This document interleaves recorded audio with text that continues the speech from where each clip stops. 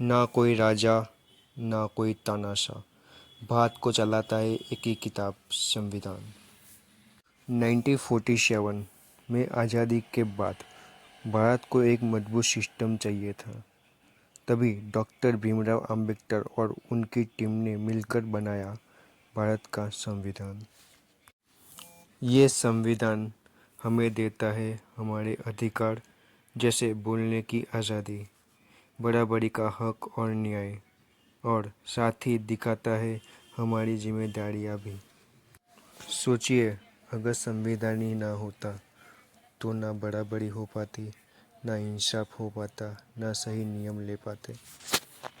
इसलिए संविधान को एक किताब नहीं कहा जाता, हमारे देश की आत्मा है। अभी संविधान को समझने के लिए हम आगे बढ़ते हैं। ठीक है, आप भारतीय संविधान के आर्टिकल 8 के बारे में कहानी के रूप में विस्तार से समझना चाहते हैं। कहानी आधारित व्याख्या अनुच्छेद 8। पृष्ठभूमि: साल 1947 के बाद भारत आज़ाद हुआ। लाखों भारतीय अलग अलग देशों में रहते थे, खासकर Pakistan, Bangladesh, Nepal, Burma, Myanmar, Sri Lanka, Fiji, Mauritius, Kenya, दक्षिण अफ्रीका वगैरह। लेकिन सवाल ये था, जो भारतीय विदेशों में रह रहे हैं, क्या वे भारत के नागरिक कहलाएंगे? यही सवाल आर्टिकल 8 हल करता है। अनुच्छेद 8 क्या कहता है? अगर कोई भारतीय मूल का व्यक्ति, person of Indian origin, Bharat से बाहर रहता है, फॉरेन कंट्री में, तो उसे भारत का नागरिक तब माना जाएगा जब उस देश में भारतीय दूतावास, कौंसुल, एम्बेसी, कॉन्सुलेट में जाकर वह भारत की नागरिकता दर्ज, रजिस्ट्रेशन कराए। यानी सिर्फ भारतीय मूल का होना ही काफी नहीं, आपको भारतीय दूतावास में जाकर खुद को रजिस्टर्ड कराना जरूरी है।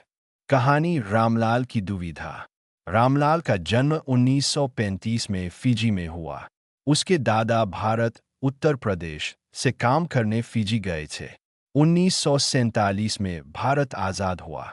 रामलाल के मन में सवाल उठा, क्या मैं भारत का नागरिक हूँ? मेरे दादा तो भारत से आए थे, लेकिन मैं तो यहीं पैदा हुआ हूँ। रामलाल ने भारतीय संविधान पढ़ा और पाया, अनुच्छेद 8 कहता है कि अगर मैं फिजी में रहते हुए भारतीय दूतावास जाकर नागरिकता दर्ज कराऊं, तो मैं भी भारत का नागरिक बन सकता हूं। उसने आवेदन किया और भारत सरकार ने उसका नाम नागरिकता सूची में दर्ज कर दिया। अब रामलाल गर्व से कह सकता था, मैं भारतीय नागरिक हूं, चाहे विदेश में पैदा हुआ हूं।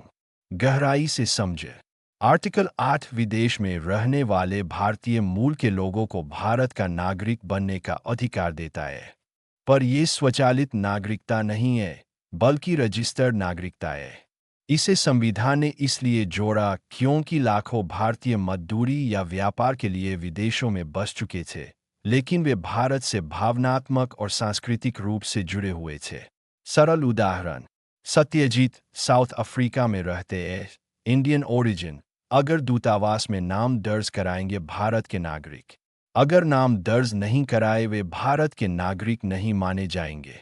निष्कर्ष: अनुच्छेद 8 उन भारतीय मूल के लोगों के लिए है जो भारत से बाहर पैदा हुए हैं या रहते हैं, लेकिन भारत की नागरिकता चाहते हैं। उन्हें भारत सरकार द्वारा विदेश में बने दूतावास, कौंसुल में जाकर रजिस्टर्ड होना पड़ेगा। इंडियन कॉन्स्टिट्यूशन के आगे के अध्याय को सुनने के लिए बने रहिए इस चैनल्स पे। सब्सक्राइब कीजिए, लाइक कीजिए, शेयर कीजिए।